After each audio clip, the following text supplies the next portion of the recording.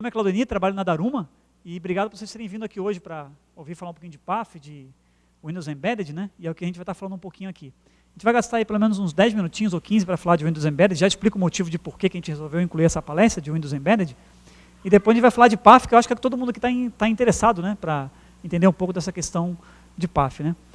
Antes de eu iniciar aqui a palestra falando sobre Windows Embedded de POS-RED, quem aqui já homologou PAF, pessoal? Já fez a homologação já? Bacana. E quem vai homologar ainda? Imagino que é o restante, né? Legal. E quem não vai homologar? Não está nem aí para o PAF? Ninguém? Então tá bom. Então vai ser uma palestra interessante para todo mundo aqui, porque a gente vai falar um pouquinho das novidades que tem para o PAF aí no ano de 2011 e 2012 também, até porque saiu uma versão 1.07 agora aí. Legal? Pessoal, a gente resolveu falar um pouquinho do Windows Embedded POS-RED pelo seguinte: existem algumas tecnologias que às vezes passam por cima das nossas cabeças e a gente não percebe porque a gente está muito no nosso mundo de automação, né? ECF, PAF, TEF, Sintegra, Nota Fiscal Paulista, SPED, e as tecnologias estão passando por cima da nossa cabeça, a gente não está percebendo isso. Isso acontece comigo e acontece com vocês também, legal? E é por isso que eu resolvi colocar esse track de Windows Embedded, porque existem algumas coisas bacanas acontecendo. Claro que não é para sair daqui e já usar, a ideia é deixar a semente aí no lado esquerdo do cérebro e entender como é que isso funciona, como é que isso pode se encaixar no seu contexto e ver se é interessante utilizar ou não, legal? A gente teve uma reunião lá nos Estados Unidos, na Microsoft, falando um pouco sobre o Windows Embedded, e eu resolvi passar um pouco o conteúdo, até porque são algumas coisas legais, interessantes. Quem achar que é interessante usar, usa. Quem achar que não é interessante usar, arquiva, fica mais como conhecimento. Tanto que dessa reunião que eu tive, 70% dá para usar e 30% eu ignorei, porque realmente não é para o mercado brasileiro em si, legal? Então, por isso que a gente quer transmitir um pouco do que é interessante para o nosso mercado de automação. Existe uma iniciativa chamada Windows Embedded. Legal? E o que é o Windows Embedded? O Windows Embedded é o tal do, se fosse traduzir ao pé da letra, é o Windows embarcado. Ok? E a ideia do Windows embarcado é aquele Windows customizado para um determinado hardware. Por exemplo, eu tenho aqui um Thin Client da Daruma, que é um mini PC, acho que você já deve ter ouvido já falar, e ele roda XP Embedded. E a próxima versão, agora em julho, vai rodar o Windows 7 Embedded. Legal? Qual a diferença desses Windows Embedded para os Windows tradicionais? É que o fabricante que faz o hardware, o cara que faz o hardware, que fabrica o hardware, ele tem o direito, através de cursos pela Microsoft, de pegar o Windows, explodir em 2.000 pedacinhos lá, o core, o kernel, vamos chamar assim, ok? E ele pega só os pedacinhos que ele precisa para o hardware dele funcionar. Legal? O Windows que a gente conhece hoje como XP e como Windows 7, vamos pular o Vista, né? Como o XP e o 7, ele é o tal do General Purpose, ele é feito para tudo que é máquina, né? Você não tem, por exemplo, quando você vai num Calunga ou numa papelaria para comprar o Windows, você não fala assim, eu quero o Windows para rodar no iCore 3, eu quero o Windows para rodar no Celeron. Não é isso, né? Você instala, ele roda em qualquer processador, certo? Esse Windows aqui é o Windows customizado, é uma roupa feita sob medida, só roda nele, ok? Bom, qual a vantagem disso? A vantagem é a seguinte: quando você tem um sistema operacional, e aí independente de Windows, tá? Quando você tem um sistema operacional Linux, Windows, Virtus, qualquer sistema operacional que ele é genérico, é para rodar em qualquer plataforma de qualquer processador, internamente nele é feita uma conversão para cada processador, porque cada processador tem seu set de comandos. É um pouquinho parecido com o nosso mundo de impressora fiscal, legal? Quando você pega o Windows embarcado e customiza ele só para rodar naquele hardware, sem dúvida nenhuma, a velocidade de processamento desse Windows vai ser maior. Legal? Ou seja, você ganha em velocidade, você ganha em espaço, você ganha em performance, porque tem um software da Microsoft chamado Platform Builder, caríssimo, é só para quem fabrica hardware, porque aí tem o preço de amortização disso, onde ele explode o Windows e você vai só selecionando o que você quer. E no final você fala assim, e eu quero que esse Windows rode neste processador. E indica lá ARM7, ARM9 ou algum outro processador. E só vai rodar naquela máquina. Então todas as instruções que estão no coração do Windows está direto para aquela máquina. Não tem nenhum nível de tradução, nada. Super rápido, muito mais rápido. Legal? Essa é uma vantagem. Qual a desvantagem? A desvantagem é que quando você tem um Windows genérico, o cara roda tudo, né? Roda YouTube, roda jogos, roda PDV, roda o software da escola do filho dele, ele roda tudo. Legal? Esse Windows embarcado, o Windows Embedded, ele é feito para soluções dedicadas, únicas, que vai fazer uma única coisa, não dá para você sair rodando tudo, né, ok? Por exemplo, eu pegar um PCzinho desse com Windows Embedded e colocar lá para LAN house e o pessoal jogar em rede, impossível, não vai, não aguenta, não serve para isso, legal? Então ele é o Windows para operações dedicadas, e aí tem uma vertical uma vertical, uma linha de produtos nessa linha embedded chamada POS-Ready, que vai começar a tomar mais corpo agora no Brasil. Até porque o Brasil é a bola da vez, muitas empresas estão vindo para o Brasil com tecnologia. É uma versão do Windows para ponto de venda, onde quase todos os drives de quase todos os periféricos, por que quase? Porque a impressora fiscal não está incluso, quase todos os periféricos já estão embutidos nele já. Okay? Gaveta, leitor, balança, CCD, display, tudo embutido já no próprio Windows. E você, através da sua linguagem de programação, você chama através de uma camada única de desenvolvimento. Bacana isso aí, né?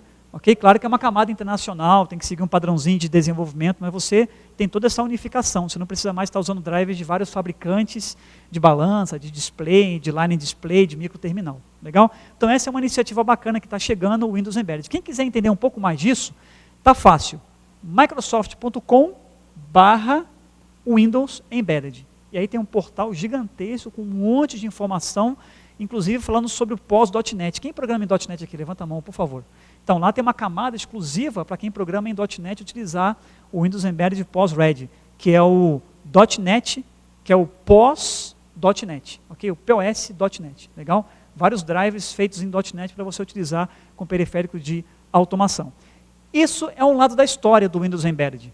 Então, todo mundo aqui já sabe o que é o Windows Embedded, né? Que é o Windows embarcado, customizado, feito para aquele hardware sob medida para rodar uma aplicação dedicada.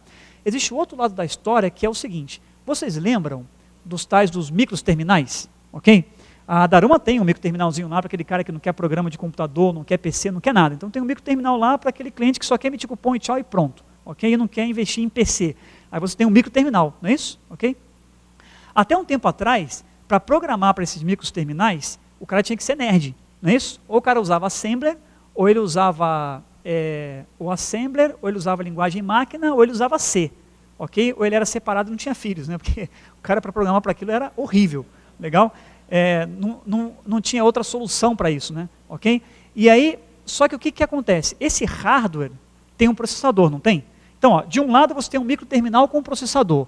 Do outro lado você tem o Windows Embedded, que você consegue customizar o Windows para rodar naquele microterminal.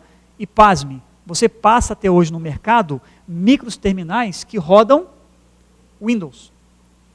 Agora pensa, se você tem um microterminal que roda Windows, se você programa em Delphi, VB6, Clarion, Java, .NET, qualquer linguagem Win32, o seu software roda no microterminal. Perfeito? Não é isso? Ok? Então eu acho que a maravilha, o legal do Windows Embedded é isso. É que ele te dá acesso a hardwares que antes você não tinha acesso. Porque o único hardware que você, como programador de alto nível, né, que são todas as linguagens do Windows, né, são alto nível, todas as linguagens do Windows, você como programador alto nível, você só tinha acesso se naquela máquina rodasse Windows. Máquina que não roda Windows, você está fora. Não é isso? Até por uma questão de conhecimento. O cara tinha que reaprender a escrever aquela sintaxe daquela linguagem própria para aquele hardware, ok? Agora não, agora você tem um microterminal pequenininho com display de 2 linhas e por debaixo rodando Windows. Ora, se por debaixo está rodando Windows, então eu consigo programar para aquele microterminal agora. Eu consigo fazer um software customizado, dedicado, único para PDV com o microterminal. Legal?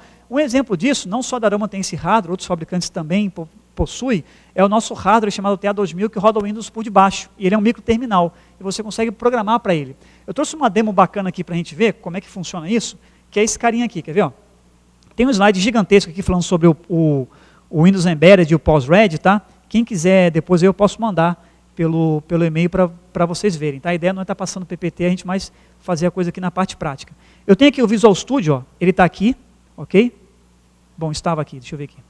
Aqui, ó, ele está aqui, esse é o Visual Studio, legal? Eu estou usando C# para programar, ok? Só um minutinho. Aqui, ó, estou usando C# para programar. E o que a gente está montando aqui, ó, com essas 7 linhas aqui, 7, 8 linhas, a gente está montando uma aplicação que vai printar no display de um microterminal, ok? Totalmente alto nível. Não estamos mais aqui escovando bit, né, ok? Fazendo push, pop, lá em linguagem assembly. Aqui está totalmente alto nível. Em alto nível, você consegue falar com microterminal. Por exemplo, aquelas tags ali, ó, limpar, barra limpar, se eu passar 0, eu quero limpar os 2 displays. Se eu passar 1, eu limpo só o display de cima. Ok? A tag imprimir, eu imprimo um texto. A tag edição, eu estou esperando que o cara coloque um texto. Legal? Vamos rodar esse cara no emulador de microterminal que roda Windows? Que é esse cara aqui, quer ver? Ó? Vamos lá, deixa eu minimizar aqui. É esse cara aqui, ó, esse emulador. Deixa eu só alterar uma chave no registro aqui, que eu preciso, para ele trabalhar, tá? Só um minutinho. Tá aqui, ó, TA 2000. Não lembro se era TA 2000 ou microterminal, mas vamos lá. Deve ser esse cara aqui mesmo.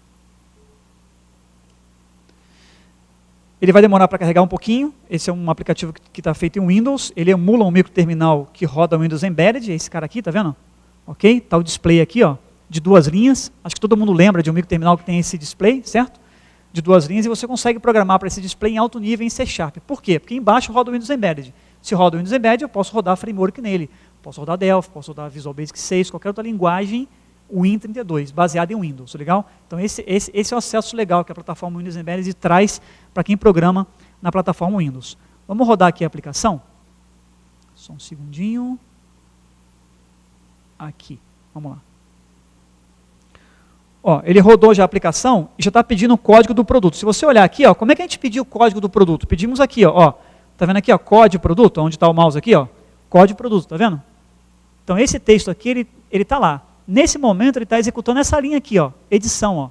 Ele está esperando que você entre com o código do produto de até 13, ok?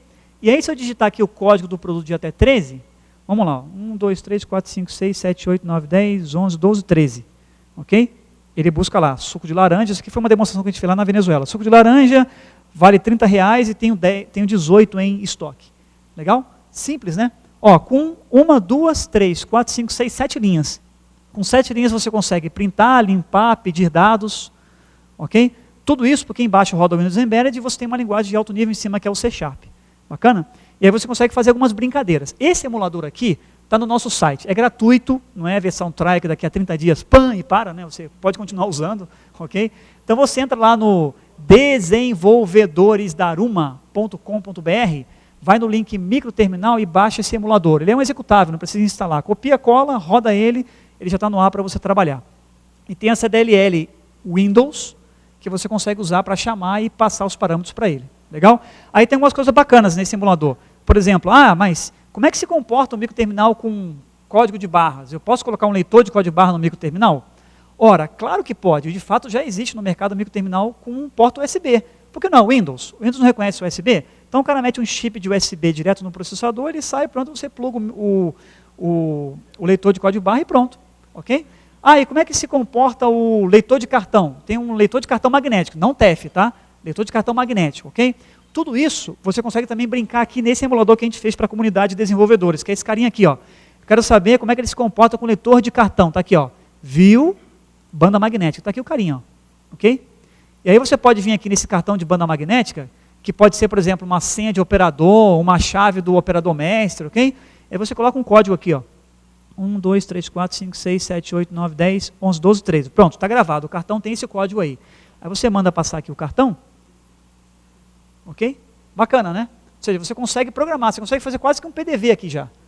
Ok? Você tem a linguagem, você tem o alto nível, você tem o Windows, você tem o emulador e você consegue já fazer o desenvolvimento disso.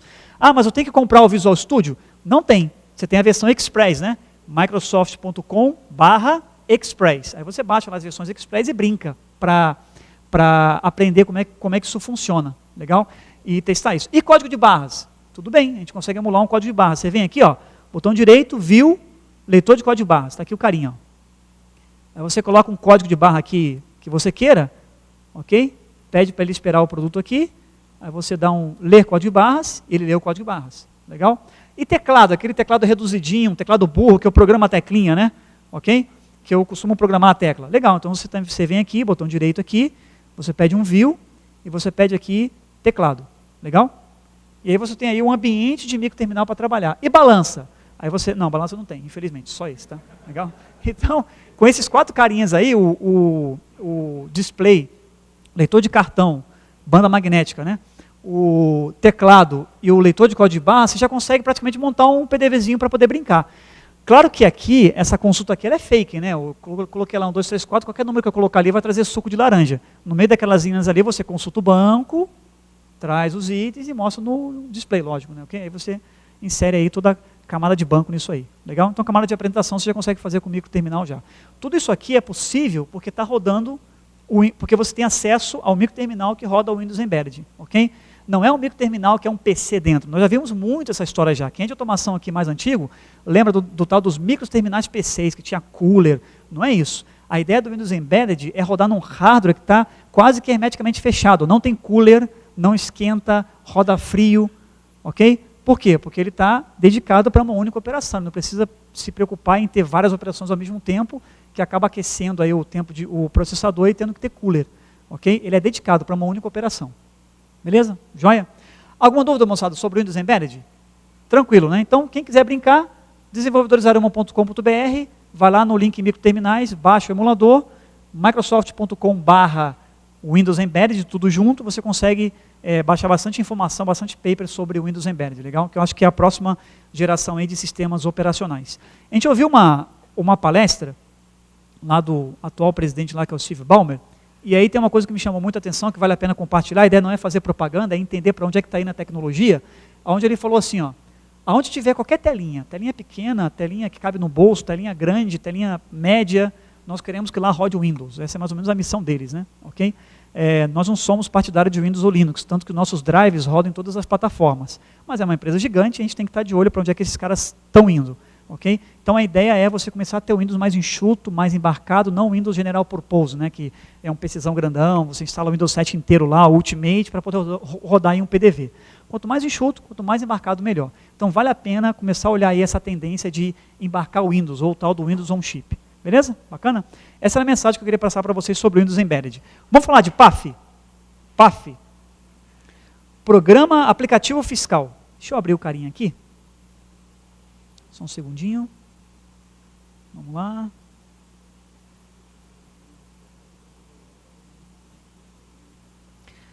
PAF, Programa Aplicativo Fiscal. Moçada, como vocês sabem, e a gente já fez várias palestras sobre o PAF já, a ideia não é falar do zero, né? O PAF exige isso, né?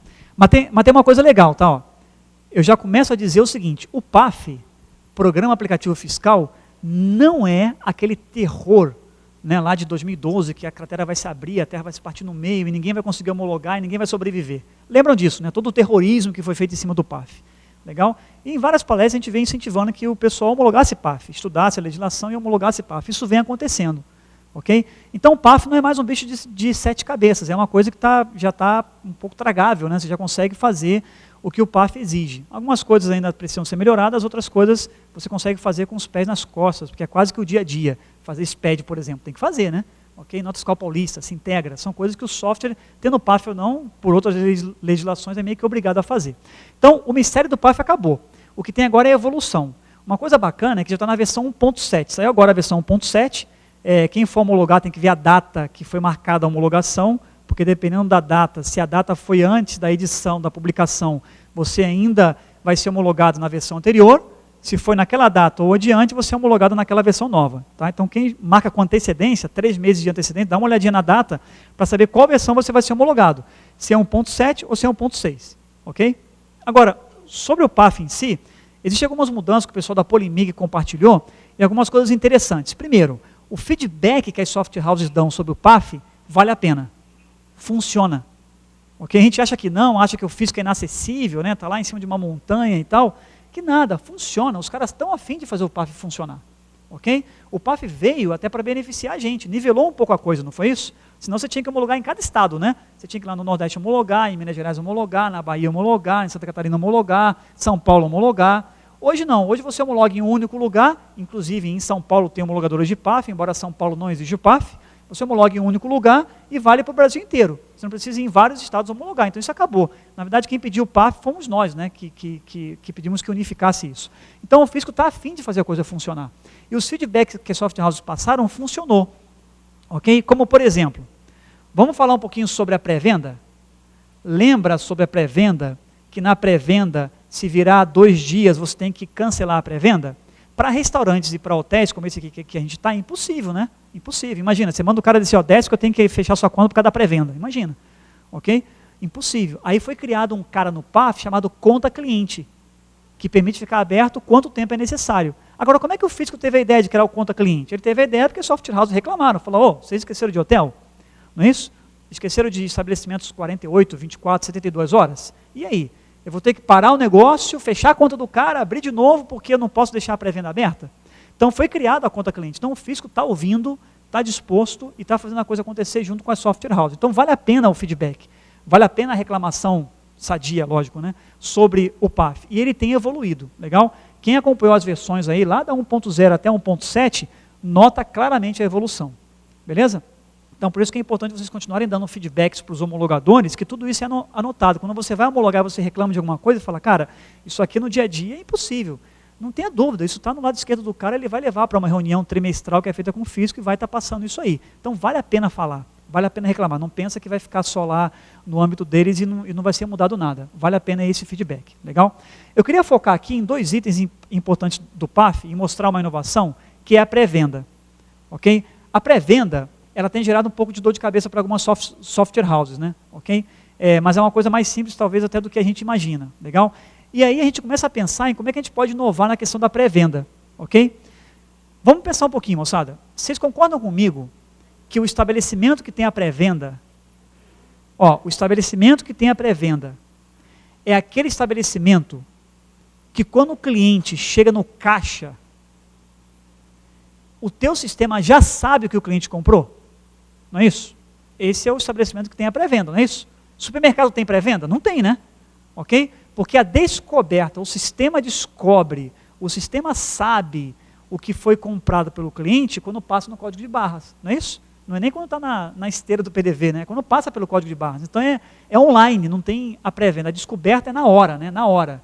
Ok? Não tem a pré-venda. Tem estabelecimentos que tem a pré-venda, como farmácia. O cara vai lá no final do balcão, faz os pedidos dele, recebe um ticketzinho, vai no caixa e paga. Quando o cara chega no caixa, isso aí, o sistema já sabe o que o cara está consumindo. Ok? Já sabe o que o cara tem. Bar, restaurante, danceteria, balada, e tudo isso já sabe o que você consumiu quando você chega no caixa. Legal? Por isso que a gente procurou fazer uma inovação na impressora fiscal para auxiliar essa questão da pré-venda. Sabe por quê?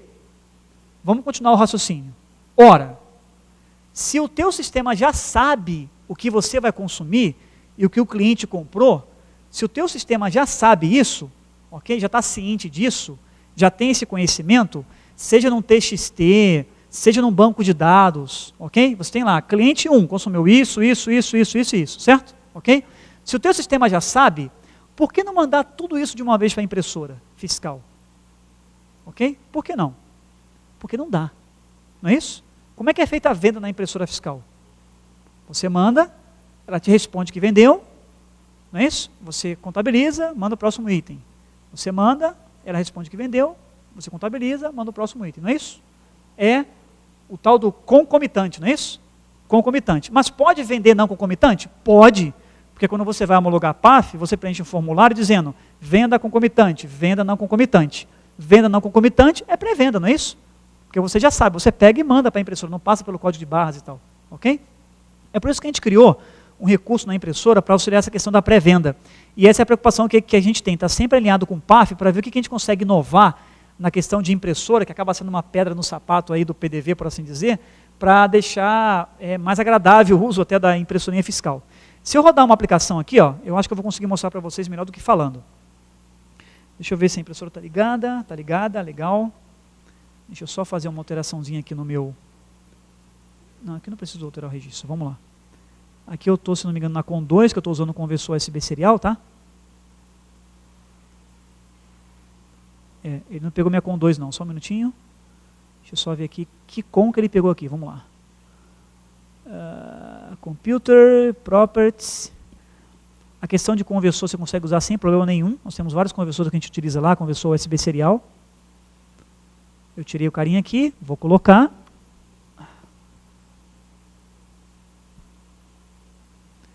Vamos ver a porta serial que ele vai me entregar aqui.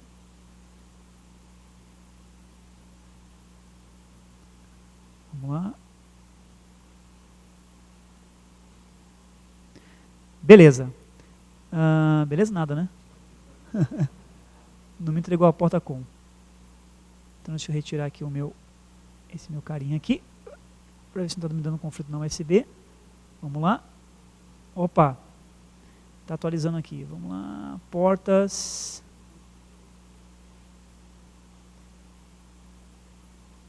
Só um segundo.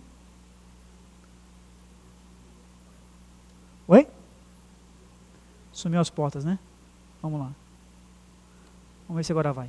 Que ele estava usando a porta para o modem 3G. Vamos ver se ele estava gerando algum conflito aqui.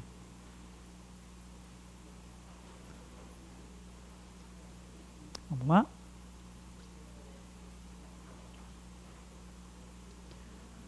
Vamos ver se ele vai achar esse cara.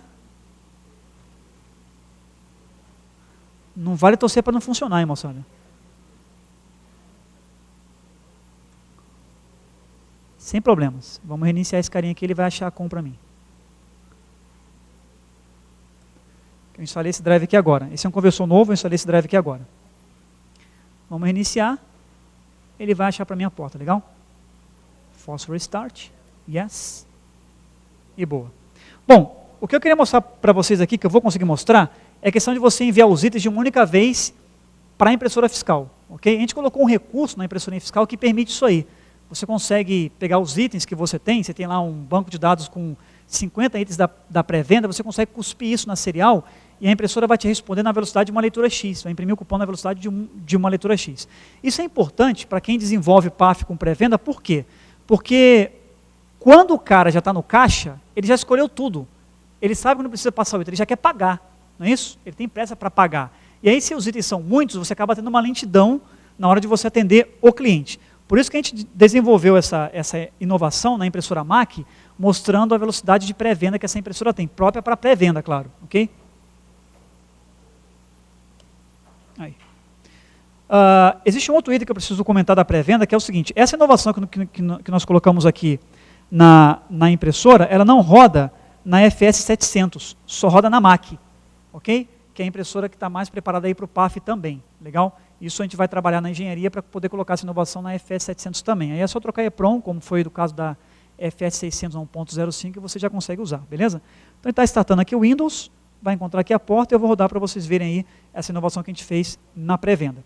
Enquanto isso, existe uma modificação que foi feita no PAF versão 1.007, que quem está desenvolvendo já na versão 1.007, tem um PPT da Polimic que eu vou estar mostrando, vale a pena estar atento. O DAV, tá, ele agora está linkado a uma pré-venda, perfeito? Então você não pode ter DAV sem pré-venda. Joia? Vocês lembram da diferença do DAV para pré-venda, né? Quem não lembra isso aí, posso repetir um pouco, mas quem usa DAV hoje tem que usar pré-venda também. Isso está amarrado agora. Antes você podia ter pré-venda e DAV, antes você podia ter só DAV, correto? Então quem faz o DAV, que é o tal do documento auxiliar de venda, usado para o tal do orçamento, lembra do orçamento? Ok? Você também tem que ter a pré-venda implementada no sistema. Não quer dizer que o teu cliente vai usar a pré-venda, mas você tem que ter isso implementado no sistema. É obrigatório. Amarrou-se aí o DAV com a pré-venda, ok? Com isso, o DAV, ele também passa a ser armazenado, você não pode cancelar, ok? E não pode eliminar. E tem que ter um número sequencial para cada um. O número sequencial já era obrigatório já, mas isso é uma mudança radical com relação ao uso do DAV, ok?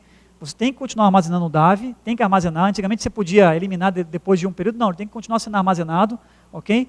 E ele está totalmente amarrado à pré-venda também. É obrigatório o DAV virar um cupom? Não é.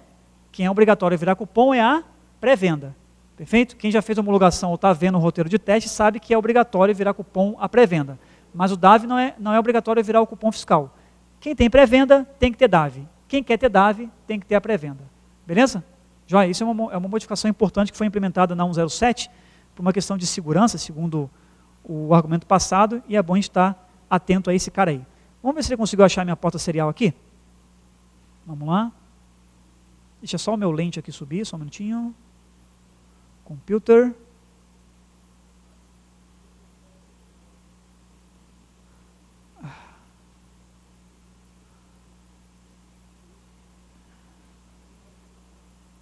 Device Manager.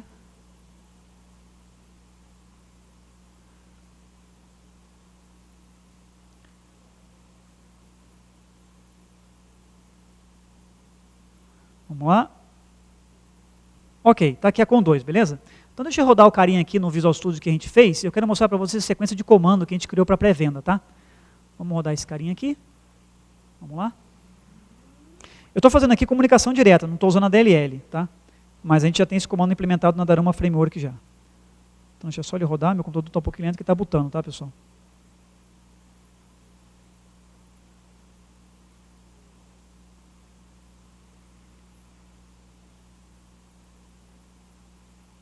Beleza?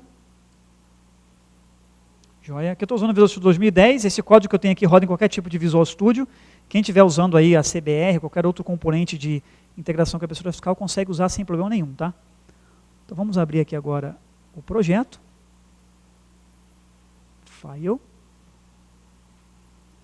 Recent Solutions. Pré-venda. Deixa eu mostrar para vocês o código e vocês vão ver que não tem alteração nenhuma no modo de como você vende o item hoje, ok? Deixa eu só ele preparar aqui a solução do projeto para nós.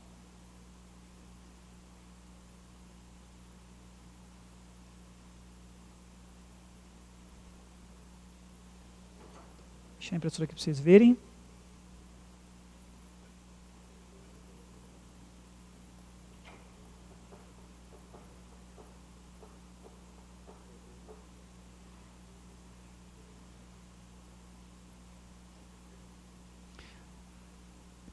Vamos ver se ele mostra o código.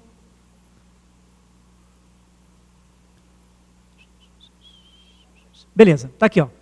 Aqui eu estou programando a porta serial, estou colocando lá que a impressora vai rodar 115.200, ok? A porta serial você pode programar na DLL, comunicação direta, CBR, qualquer outro componente, ok? Estou colocando lá, a comunicação dela vai ser 115.200, e aqui, moçada, está aqui o truque, né? Ó, aqui, ó, se você olhar, aqui você tem um for que está fazendo uma venda, tá? Ó. Aqui, ó, nós estamos vendendo um item atrás do outro, ok? Então, estou vendendo lá um item chamado 1, 2, 3, 4, 5, 6, 7, 8, 9, 10, 11, 12, 13. Com a descrição produto, o N, tal o valor dele e boa. Então, isso aqui é uma venda de item, num for, não é isso? Num for. Pegando um item e vendendo, pegando um item e vendendo. Se nós rodarmos isso aqui hoje na impressora fiscal, vai ser mais ou menos assim, quer ver? Ó? Vamos rodar esse carinha aqui hoje na impressora fiscal. Você vai ver mais ou menos a velocidade que isso aí é vendido. Então, eu já tenho o item que eu quero fazer a venda. Com 2. Vou vender 10 itens, por exemplo. Ele vai vender assim, né? Ó. Ok? Tá aí, vendeu, né?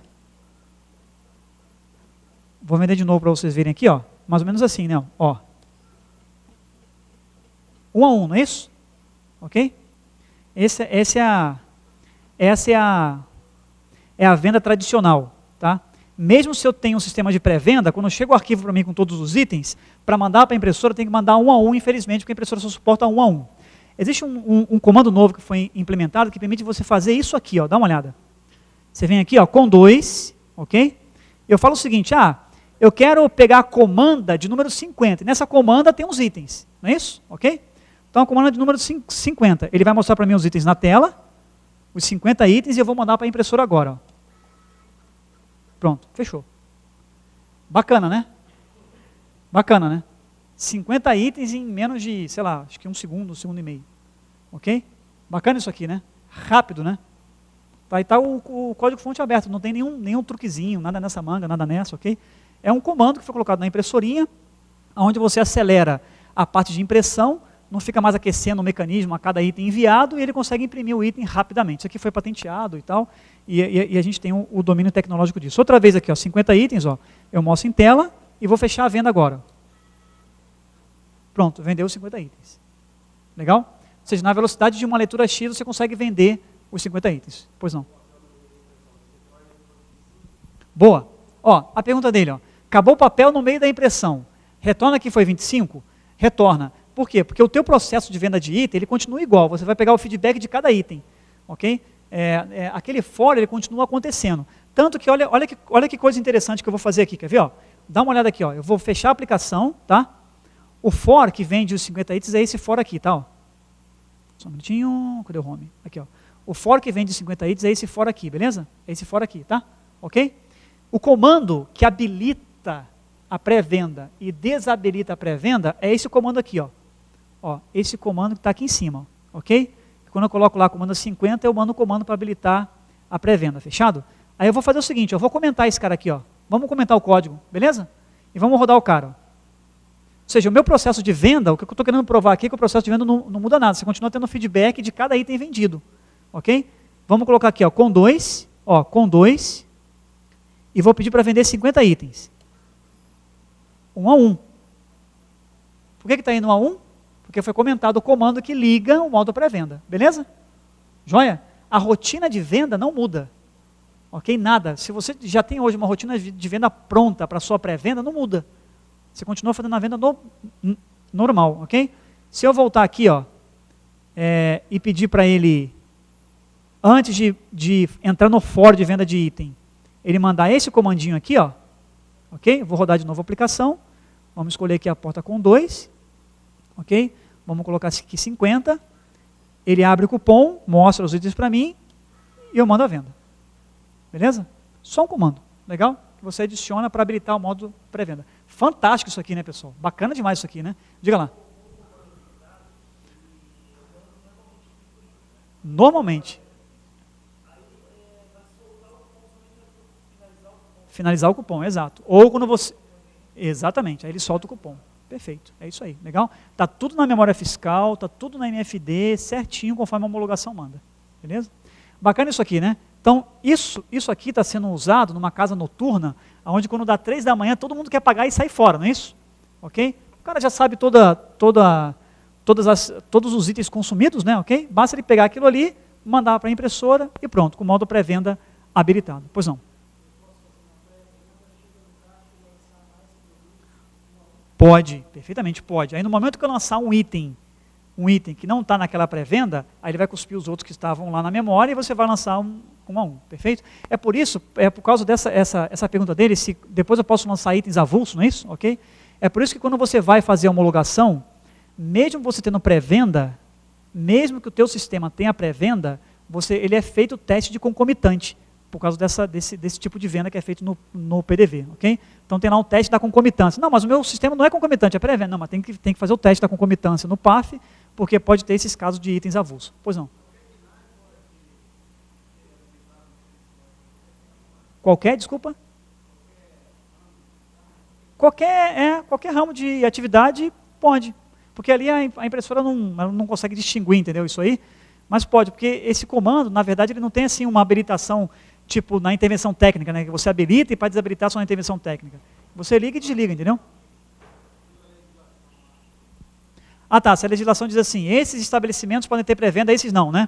Não, isso não está ainda totalmente pautado, sabe? Agora, o que os homologadores recomendam é assim, cara, só coloca essa questão de pré-venda se realmente você tem a pré-venda, entendeu? Por quê? Porque muitas software houses, muitas não, algumas, né, estavam utilizando a pré-venda como recurso para orçamento, sabe? E aí estava misturando um pouco as coisas, porque orçamento e pré-venda é muito próximo, né? Está muito próximo um do outro. Então, assim, tem que deixar bem separado o que é pré-venda e o que é o orçamento e você usar só se realmente precisar. Beleza? Tá bom? Joia? Alguma dúvida, moçada, sobre a pré-venda? Tranquilo aqui? Bacana isso aqui, né? Legal? Então, quem quiser mais informação, lá no nosso site, desenvolvedoresaroma.com.br, tem essa questão da pré-venda, e nós temos um canal de vídeo lá também explicando como é que a pré-venda funciona, tá?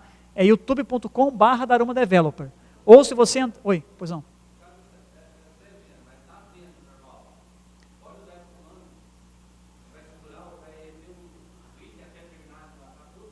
Pode. Só que não vai fazer sentido, né? Porque geralmente na venda online você quer ver a coisa sendo impressa e contabilizando, entendeu? Tá? Por isso que a gente está aconselhando que use ele apenas para pré-venda mesmo.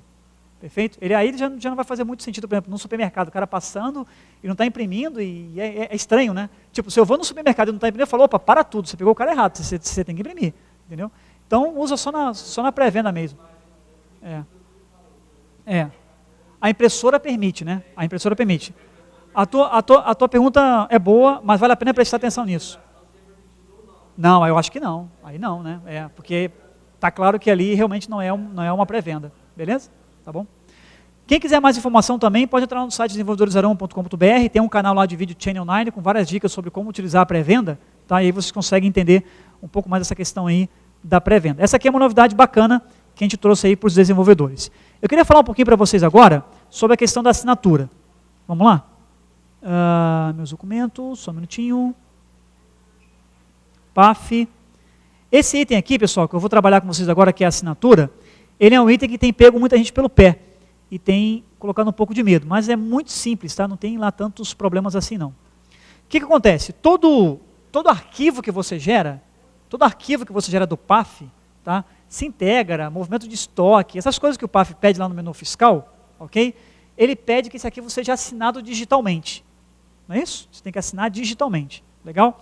A assinatura digital era uma coisa que talvez a gente não estava muito acostumado, só quem trabalhava com NFE. Mas quem trabalhava com o mundo de automação só não estava acostumado com isso. Legal? Bom, para nós realizarmos uma assinatura digital de algum arquivo, isso quer dizer o seguinte, o fisco quer, só um passo antes, todo arquivo gerado no PAF você não manda para ninguém, vocês sabem disso, né? Não tem nenhum lugar para você mandar, é só gerar, ok? Você apenas gera e valida lá no validador e pronto. Ainda não tem o recurso de o seu PAF gerar os arquivos e você mandar para o fisco. A ideia é ter opções para gerar, quando um fiscal vá no estabelecimento, ele vai no menu fiscal e fala, quero gerar se integra, perfeito? Ok? Ali é só para gerar. Ele pede para você assinar. A assinatura quer dizer o seguinte, você está sendo responsável por aquele arquivo gerado, você é conivente naquele conteúdo, ok? Ou seja, o seu aplicativo gerou, nenhum outro aplicativo por fora gerou e trabalhou aquele arquivo. Então é uma proteção para a software house, assinar digitalmente, ok? Para assinar digitalmente, fácil. Eu não entendo de assinatura digital, não entendo de RSA e consegui entender e consegui chegar no que o fisco pede, ok? É fácil. Para assinar digitalmente, você precisa de três coisas. Três coisas. Uma chave pública, uma chave privada e o dado que você quer assinar. Tudo bem? Pública, privada e o dado que você quer assinar. Porque se você vai assinar, você quer assinar alguma coisa, né? Você tem que ter uma informação para assinar, ok? E o dado que você quer assinar. Como é que eu consigo uma chave pública e privada? Eu posso comprar, não é obrigatório comprar de um órgão certificado, tipo Certify, VeriSign, ou o próprio Serasa, com esse CPF que tem as assinaturas, não é obrigatório. Você pode baixar um programa que faz isso para você, que é esse que eu vou mostrar aqui, e depois eu vou mostrar o tutorial de como que isso funciona. Que é esse carinha aqui, ó, Putgen. Então você roda esse carinha aqui, ó, roda esse caboclinho aqui, ó, olha que legal. Você vem aqui e fala assim, ó, Generate, ok? E aí se você mexer o mouse, ele está gerando uma chave para você, tá vendo? Ó, parei, ele para de gerar. Então ele pega a coordenada XY do mouse e está criando uma chave aleatória. Por quê? Porque a minha chave pública e privada não pode ser igual à sua, né? Ok? Então como é que ele cria para o mundo inteiro, para bilhões de pessoas que talvez baixem esse aplicativo aqui, como é que ele cria uma chave diferente da outra? Ele pega dados do seu computador, número de série do HD, uma série de coisas, coordenada XY do mouse, velocidade de distância entre um ponteiro e outro quando você mexe o mouse.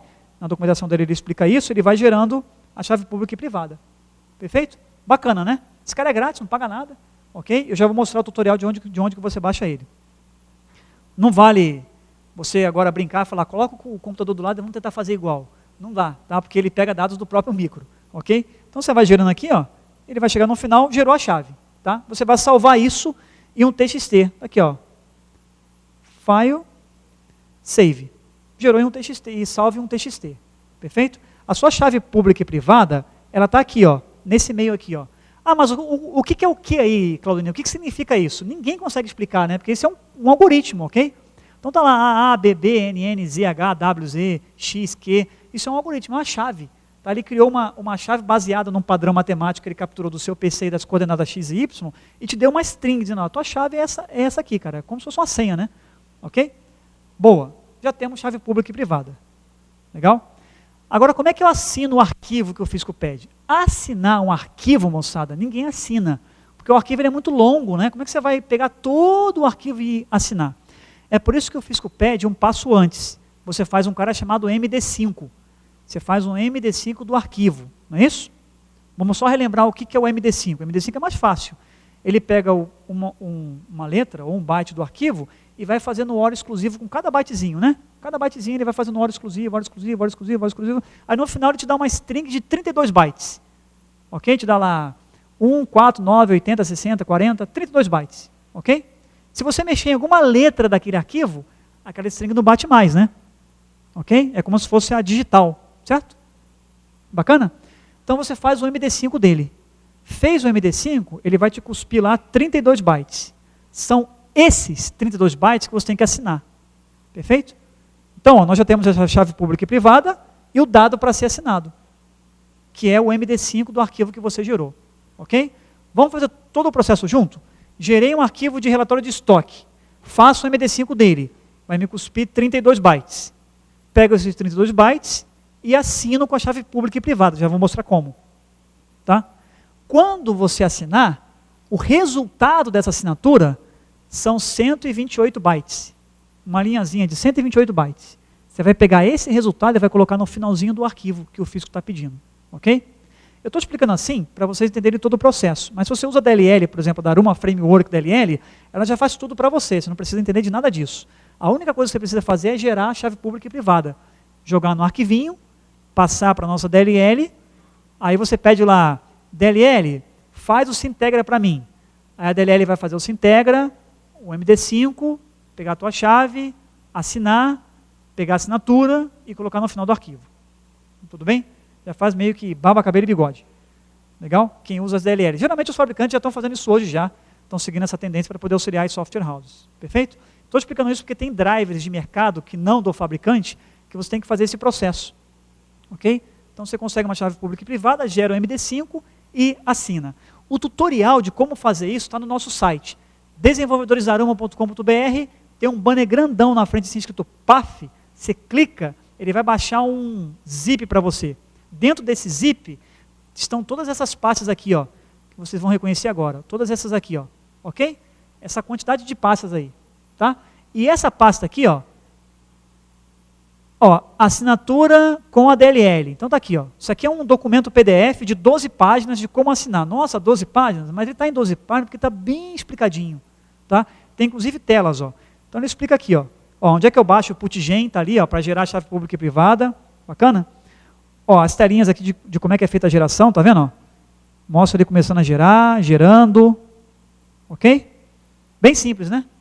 Tá? Então aqui está um tutorial completo, depois aqui explica, ó, em Delphi, por exemplo, como é que eu chamo a DLL para fazer a assinatura. Beleza? Então você tem um tutorial prontinho de como é que você faz para assinar usando a DLL da Daruma. Então você não precisa se preocupar com geração de algoritmo de RSA, que é a assinatura digital. Deixa isso aí para a DLL do fabricante se vira com isso. Beleza? Aí, mas eu não uso DLL, Claudinei, eu uso comunicação direta, eu uso a CBR, eu uso uma DLL que um cara fez para mim para usar com a impressora fiscal. Eu uso uma DLL independente, sem problema nenhum. Aí, oi, quem me chamou? Ninguém? Ah, tá. Eu uso uma DLL independente. Se eu uso uma DLL independente, ó, eu posso vir nesse carinha aqui, ó, RSA de comunicação direta, ok? De como é que você, falando diretamente com a impressora, como é que você assina, tá? Então aqui, ó, a gente tem o começo é a mesma coisa, que você gera as chaves, e depois você tem aqui a explicação de cada chavezinha, como é que funciona, para você mesmo gerar a sua assinatura na unha, no braço, na marra, ok? Para quem faz comunicação direta. Beleza? Então, porque nem todo mundo é DLL, né? Windows ou Shared Object no Linux, que a gente tem também. Tem pessoas que usam microterminal, tem pessoas que usam outro tipo de hardware proprietário e não cabe uma DLL e faz comunicação direta. Então a gente também tem esse suporte aí para poder auxiliar na questão da assinatura. Perfeito? Alguma dúvida, moçada, com relação à assinatura? Ficou clara essa questão da assinatura? Tranquilo, né? Ok? Quem já homologou já passou por isso já, né?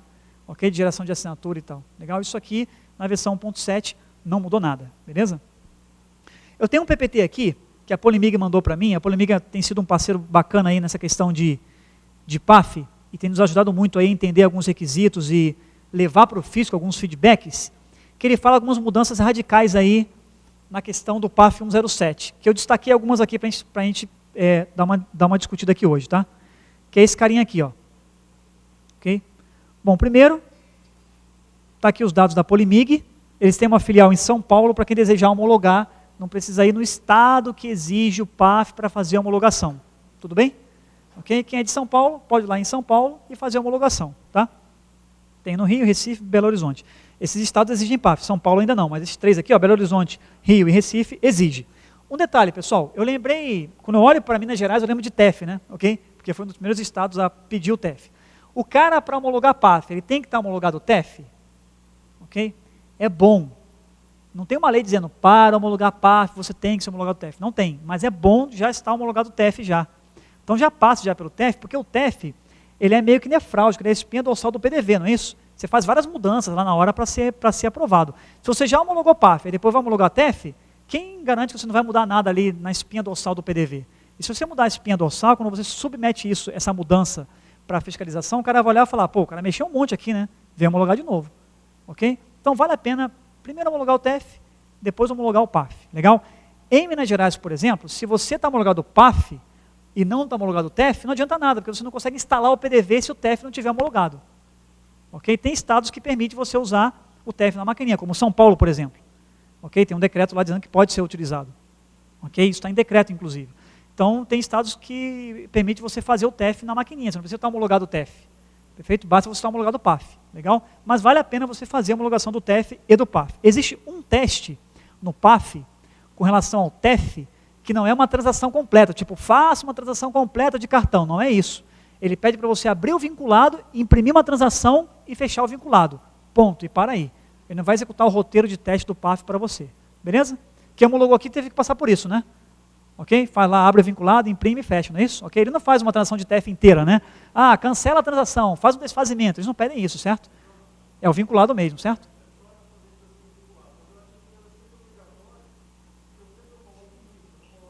Não, exato. Aí em Minas já é obrigatório, meio que automático, né? Em Minas, torna-se obrigatório, né? Porque você não consegue homologar o PDV sem isso, né? Seu nome é Antônio, né, Antônio?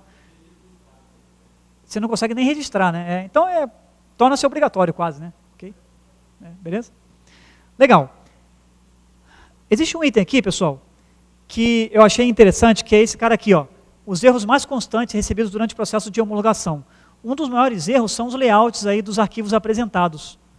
Ok? Às vezes o cara esquece de colocar lá um registro ou outro. Legal? E aqui eu vou parar um pouquinho para falar do SPED. Tá? SPED. Nós temos uma função na DLL, ou um comando que a gente pode fornecer para quem faz comunicação direta, que você extrai os dados da impressora fiscal, da memória dela, você extrai da memória da impressora, e com base nessa massa de dados que está dentro da memória da impressora, você gera o SPED.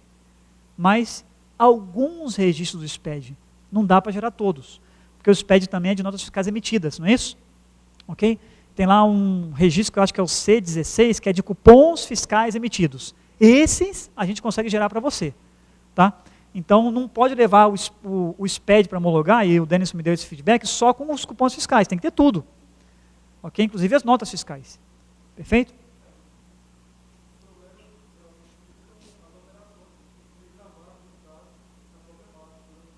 Na própria base, perfeito.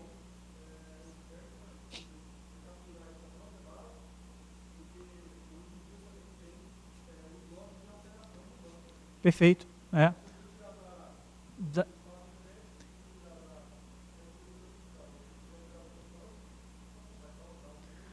Porque no banco eles fazem a consistência também com os MD5 de cada linha e tal, né? Perfeito, legal. Então, por isso que não dá para levar o arquivo direto da impressorinha, né? Ok? O que a gente tem vivido de experiência é assim, o desenvolvedor ele extrai da impressora e salva no banco também.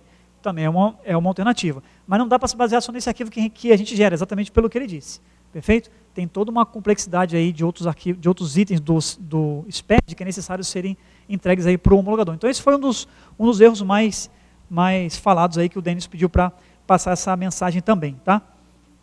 Esse aqui, ó, parece simples, né? Ok? Mas isso aqui também causa um pouco de reprovação. Que é o seguinte, ó, as mensagens serem condizentes, né? Se acabou o papel, não pode trazer uma mensagem na tela chamada comando não executado. Tudo bem, não foi executado o comando, mas acabou o papel. Ok? Então tem que ser a mensagem condizente com o erro da impressora. Beleza? Isso também está sendo bem observado. Por que está sendo observado isso, moçada? É muito simples. É porque, na verdade, não sei se vocês já perceberam, o fato de você criar o item chamado menu fiscal é para que você seja fiscalizado através daquele menu. Não é isso? E de maneira que qualquer fiscal, qualquer pessoa que tem poder de fiscalização, que entre em qualquer estabelecimento, que vá em qualquer software, tenha o mesmo menu no mesmo padrão, não é isso? Ok? Ele não vai precisar ficar, esse softwarezinho aqui, o menu de X era Alt G, esse aqui era Alt X. Não tem isso, né? O fiscal sabe, qualquer estabelecimento que eu entrar agora, vai ter lá, menu fiscal. Eu vou lá, escolho a leitura X, que é a segunda opção. Ok? Inclusive no mesmo layout. Essa é mais ou menos a ideia, padronizar um pouco a fiscalização. Então essa mensagem de erro aqui é importante ser padronizada também, até para não causar maus entendidos aí. Legal? DAV. Está aqui, ó. Uma das coisas interessantes é que aqui, ó, você não pode mais cancelar o DAV. Ok? Não pode mais cancelar o DAV. Antigamente você até podia fazer o cancelamento e deixar ele com status de cancelado. Ok? Não é que você cancela o DAV, você colocava um status de cancelado nele. Perfeito? Então isso hoje você não pode mais, tá? E o PAF-SF, ele só terá o DAV que virou cupom fiscal ou que ainda está em aberto. Perfeito? Então você tem que fazer todo esse controle de se esse DAV virou cupom fiscal ou não. se esse DAV está em aberto ou não. Esse controle tem que ser feito, coisa que não era feito antes. Quem homologou aqui na versão 1.06 não precisou fazer esse tipo de controle. Você precisou fazer, não?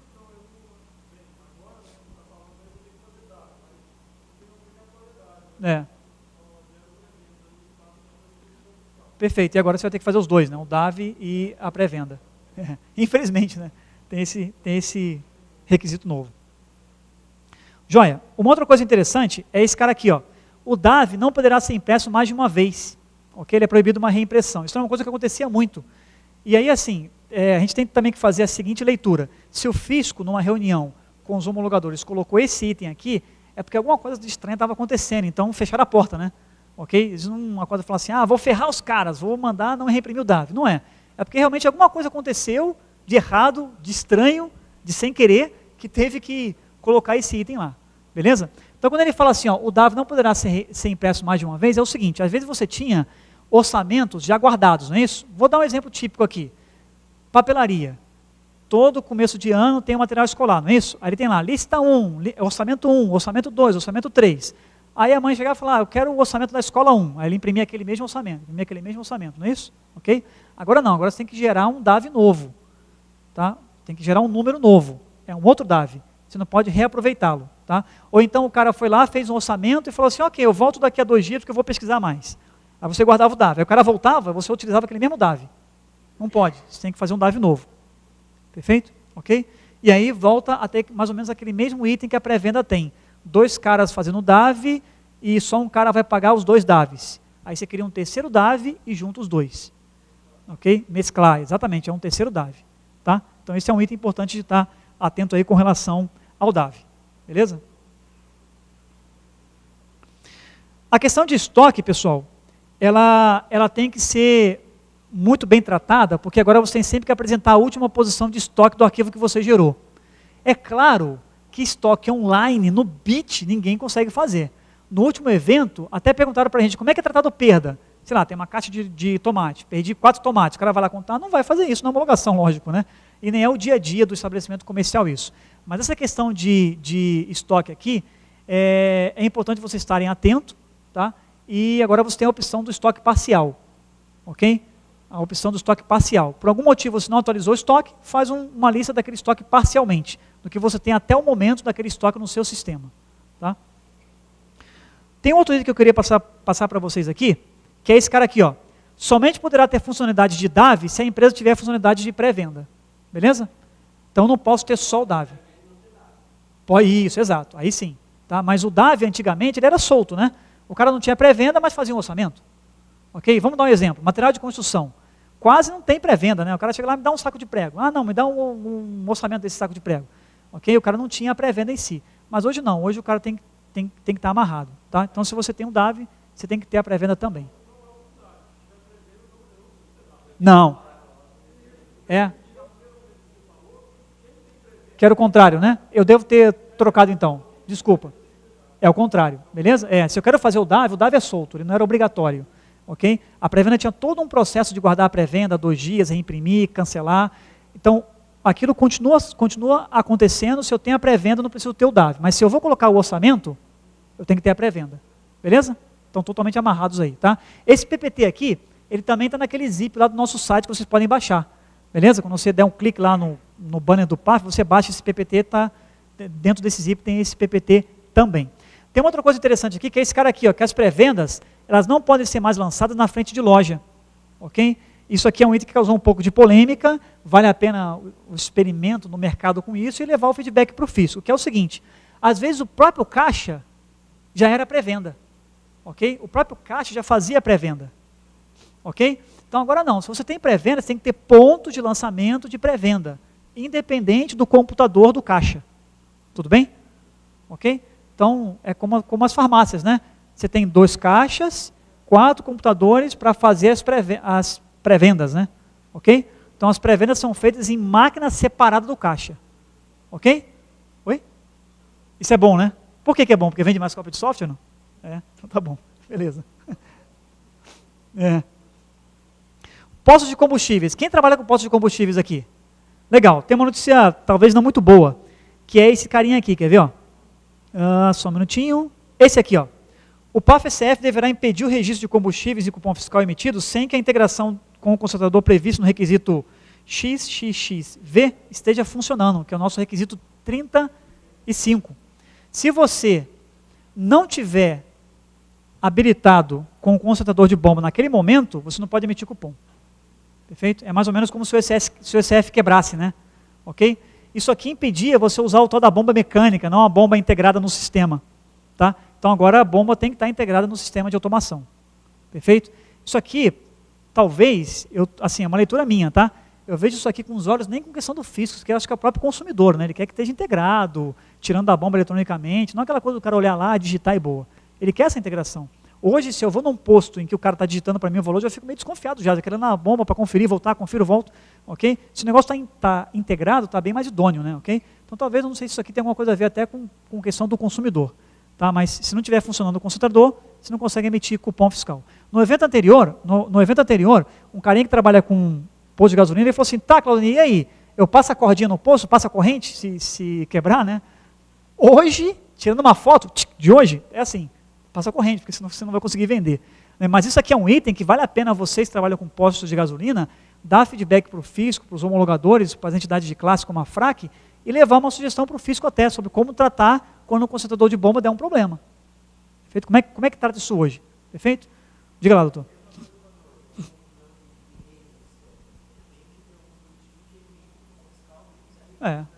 Perfeito. Mais ou menos a mesma coisa, exato. Você queria fazer uma pergunta também? É isso aí. Exato, é mais ou menos a mesma coisa. O ECF, acabou a rede, aí eu vou lá pagar a compra, o cara fala, não vou te dar cupom, tá? Só passa aqui, tá aqui o dinheiro, toma tchau, porque a rede caiu, né? Perfeito? Não pode, agora você tem que estar com tudo isso integrado. Que é o tal do PDV offline, né? Que assusta muita gente. Não pode mais ser sistema web, não é isso, né? Não é isso. É questão, se a rede cair, de alguma maneira você tem que continuar emitindo o cupom fiscal. Perfeito? Bares e restaurantes, pessoal, agora você não é mais obrigado, quem trabalha com bares e restaurantes que levanta a mão? Legal, você não é mais obrigado a fazer a conferência de mesa e depois o cupom fiscal. Antes era obrigado, né? Faz os pedidos, aí faz a conferência e depois o cupom. Agora você pode ir direto para o cupom fiscal, se for o caso. O que quase não é utilizado, né? Porque geralmente o cliente quer ver a conta, né? Ok, que é a conferência de mesa. Perfeito? Mas tem esse item aí que acabou regulando um pouco essa questão da conferência de mesa. Beleza? Esse PPT, pessoal, vai estar disponível lá no site da Daruma, tá? Tá aqui os dados da Polimig para quem quiser trocar alguma ideia sobre prazo de homologação, valor de homologação, como é que vocês podem homologar. Essas são as principais mudanças que teve no 107 e vale a pena ficar atento para esses itens, tá? Diga lá. Claro? Aham.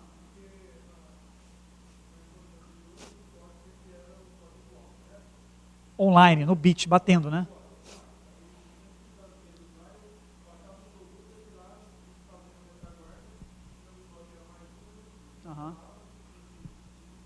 Exato.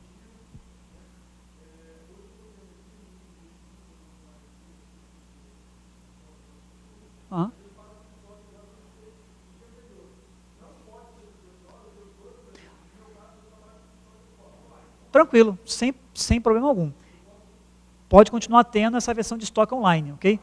Essa versão do caso do dia anterior é quando o cara dá uma carga no sistema, aí trabalha e atualiza o estoque no final do dia. Por isso que foi previsto essa questão de estoque do dia anterior, entendeu?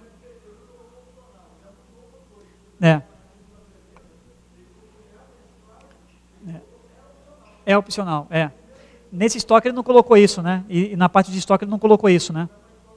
Verdade. Pode. No evento anterior teve a mesma pergunta, o homologador respondeu assim também, que é possível, realmente faltou aí é opcional. Perfeito? Verdade. Tranquilo. Diga lá, doutor.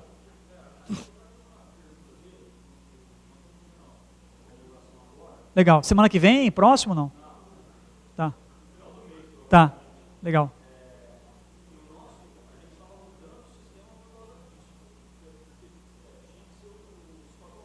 Certo. Perfeito.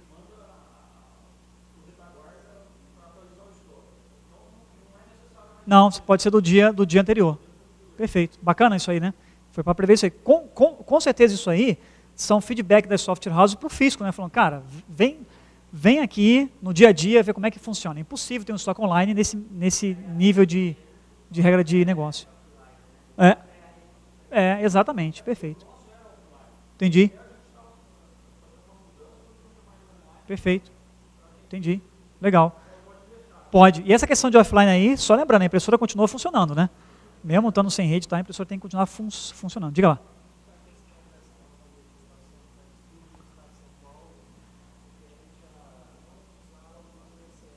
Acabar com as impressoras fiscais, né? Acabar com o meu emprego, acabar com todo mundo, né? Tá bom. Eu vou falar já isso aí. Quando eu falo emprego, é uma brincadeira, que na verdade a gente faz software, né? Então, se acabar a impressora, a gente vai fazer outro tipo de software. Pessoal, sobre essa, eu vou te responder a pergunta já, tá? Sobre essa questão da impressora offline, se a impressora quebrar, o que você tem que fazer? Quebrou a impressora. Passa corrente, né? Ok? Manualmente, fazer a nota na mão é boa. Legal? Isso é obrigatório. Eu fui numa loja aqui, ó, para comer uma pizza, e o ECF estava quebrado, a mulher falou, não vou poder te dar cupom nenhum. Eu falei, então me dá uma nota. Ela falou, não, eu não tenho nota. Eu falei, ó, você pegou o cara errado, você tem que me dar nota. O PAF diz que você tem que me dar uma nota. Legal? E aí, ela chamou lá o supervisor dela, o cara sacudiu o pó da nota, e era uma pizza brotinha, só um pedaço só de pizza, tá? Pequenininho. Ela me deu essa nota fiscal aqui, ó. Ok? Ela colocou lá, pizza brotinho, aí riscou assim e me deu a nota. Tem que dar nota, pessoal, não tem jeito, isso é um direito de todos nós aqui, né? Quando a gente está do lado do consumidor, a gente quer a nota, né? Ok? Então tem que dar nota. A impressora quebrou, tem que ter a notinha de mão para poder dar a nota, perfeito? E depois é feita uma introdução no sistema, na parte contábil disso. Sobre a questão do SAT, pessoal, para a gente nivelar aí, né?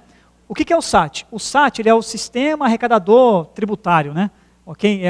Você tem a nota fiscal eletrônica, aí você tem também o cupom fiscal eletrônico. Essa é a ideia. Cada venda que é feita, o cupom vai para o fisco, por assim dizer, ele te retorna a foto do cupom para ser impresso e você imprime em qualquer impressora, não precisa mais ser fiscal. Legal? Isso é fato legal, em outros países já é assim. Ok? De fato, eu fiz várias viagens pela América Latina para homologar a impressora fiscal e eu cheguei a uma conclusão que é assim, o país que tem impressora fiscal, geralmente é o país que não tem muito controle sobre as suas contas. Então o cara fecha lá na porta, né? Todo mundo que passar aqui paga, entendeu? É mais ou menos assim. Se você pegar os países mais desenvolvidos, você não tem impressora fiscal, porque o processo arrecadatório é lá na produção, mais organizado e tal. Então agora o Brasil já está começando a entrar numa onda de um pouco mais de organização, que é o que a gente espera, e talvez já venha essa ideia de eliminar a impressora fiscal. Legal, a Daruma está dentro, tem um modemzinho, tá? A nossa engenharia trabalha nisso, o meu chefe, que é o Gerson, ele é o diretor técnico, e a autorização que eu tenho para comentar é que nós temos esse produto, ok? Só que não tem nada ainda legalmente funcionando. Nenhuma lei que diga que tem que usar o modem. Foram feitos testes com o modem SAT, tá? Com GPRS, colocando um chip de celular. Nós pegamos lá 8 software houses lá de São Paulo, bem próximo ali ao centro, ali pela Daruma, São José dos Campos, para poder acompanhar o dia a dia, né? Fizemos a alteração na DLL, instalamos, e ficou rodando e se comunicando com o fisco online sempre. Se comunicava, recebia o feedback de cupom ok, na base de dados do fisco, e imprimia na impressora fiscal normal, na impressora fiscal oficial, ok? Ainda não era impresso numa impressora X300 não, era só para ver a comunicação. E deu alguns problemas, porque GPRS a gente sabe, área de sombra, às vezes não conecta, às vezes cai. E aí agora teve uma audiência pública, ano passado, em São Paulo, onde o fisco chamou vários fabricantes, software house, entidade de classe, numa sala como essa aqui, para falar sobre a versão Ethernet desse modem, desse SAT, ok? E essa versão Ethernet até hoje não veio, a gente está esperando a especificação, porque como fabricante nós vamos entrar nessa, vamos fazer também o hardware e vamos apoiar as software houses nisso, em integrarem o sistema com esse modem, perfeito? E qual impressora você pode usar? Qualquer uma, pode ser a nossa não fiscal, por exemplo, a Daruma também tem mini impressora, perfeito? Sem dúvida nenhuma, moçada, essa questão do SAT vai mexer bastante com o mercado.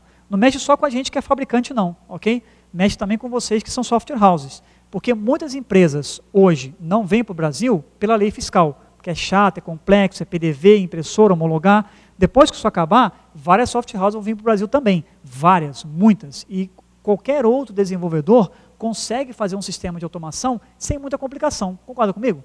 Ok? Porque hoje, o que é chato hoje? PAF, ECF, TEF, essas coisas todas, né? Se isso acabar, ok? Isso aí acaba sendo uma porta de entrada para outros softwares também. Outros fabricantes de impressora também, outros fabricantes de, sei lá, de periféricos para automação. Então mexe com o mercado inteiro. Todo mundo vai ter que fazer uma dança das cadeiras aí para continuar trabalhando e continuar oferecendo o seu produto para o mercado de automação. Perfeito? Por exemplo, a função do interventor técnico acaba. Ela não existe mais, porque não tem mais lacre. Ok? Aí o modem vai ter um lacre? Não, o lacre é eletrônico. Ele se loga, recebe uma chave, já está lacrado. Perfeito? Então, o SAT, a ideia é bacana. Eu, como um cara de tecnologia, eu acho fantástico. Pô, por que não, né? Você lá, eletronicamente, você recebe lá o buffer e imprime. Bacana. Só tem que ter um pouco de cuidado com a questão de estratégia também com relação ao mercado de software e hardware. Diga lá.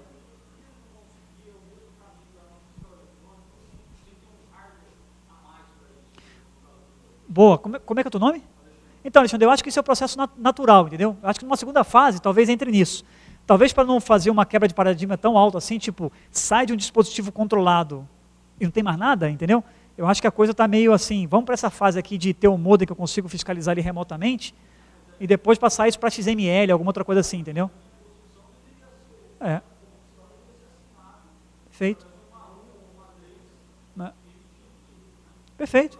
Perfeito, é. Você manda um XMLzinho, recebe e imprime. Perfeito. Eu acho que isso é um caminho natural. Isso vai acontecer. Entrando o SAT hardware, eu acho que o segundo passo já é isso aí já. Porque você não oferece mais esse hardware. Você passa a oferecer mini impressora, balança, monitor, gaveta, CCD, display. Começa a oferecer isso aí, né?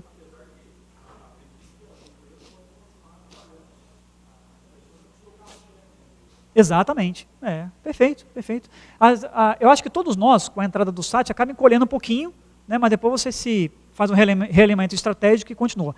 A Daruma está dentro, não boicota, apoia, participamos de várias reuniões com o fisco, fizemos piloto, nossa engenharia está trabalhando, meu diretor, que é o Gerson, técnico, está tocando esse projeto, e a Daruma está aí para acompanhar o mercado de automação e poder apoiar a software house nisso. Diga lá, doutor.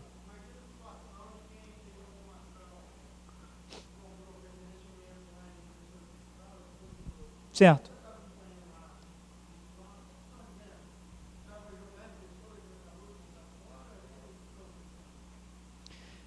Então, essa tua pergunta é boa.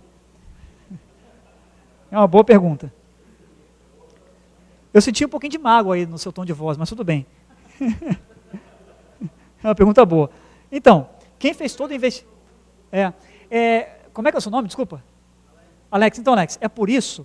Estava causando muita confusão a questão do SAT da impressora no mercado. Quem tinha que comprar, por exemplo, 15 impressoras, 15 softwares, 15 gavetas e tal, estava freando, dizendo, não, eu vou esperar o SAT e tal. Por isso que o Alckmin lançou um decreto em janeiro dizendo, tem que usar o ECF. Né? Tem esse decreto. Quem acompanha a gente lá no Twitter, no nosso Twitter, nós colocamos lá, decreto do Alckmin em São Paulo. Ele falou, tem que usar o ECF. Se a maquininha de cartão emite o CNPJ do estabelecimento, você pode fazer o TEF por ali. Perfeito?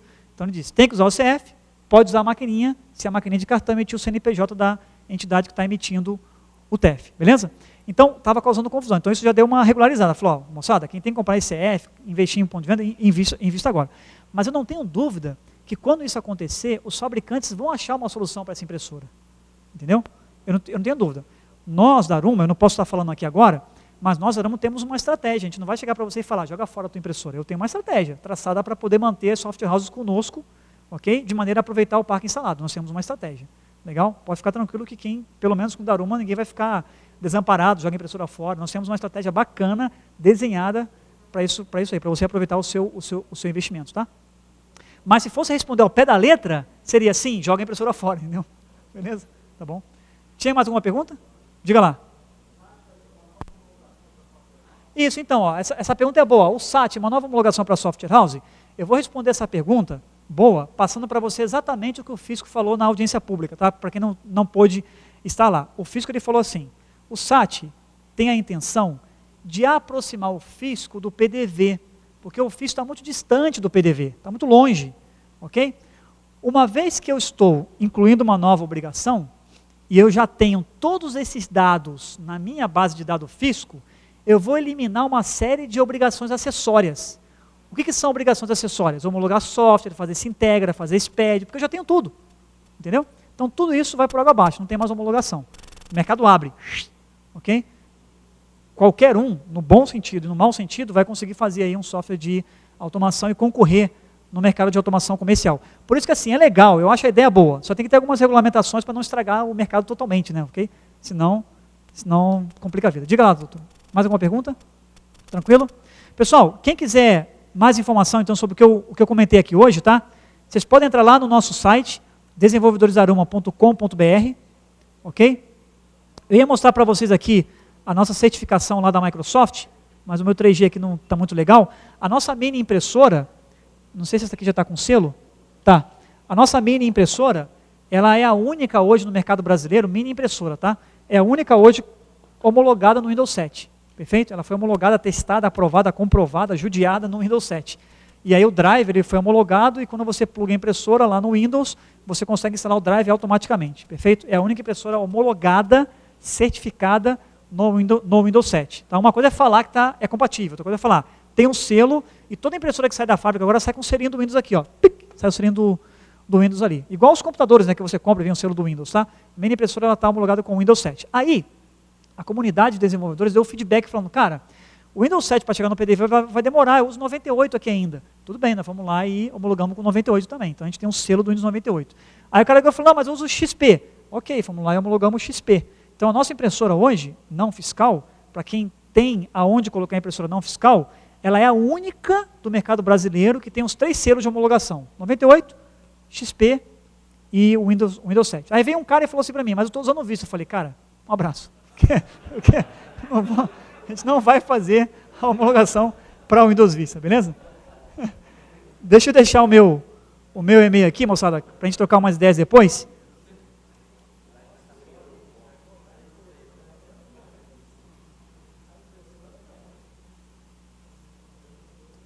Beleza? Esse é o meu e-mail, daruma.com.br, claudino@daruma.com.br. Pessoal, obrigado pela presença, já deu nosso tempo, já levantaram a bandeirinha para mim ali fora. Obrigado pela presença, por terem vindo aqui. Vamos continuar trocando ideias aí sobre o mercado de automação, beleza? Obrigadão, valeu.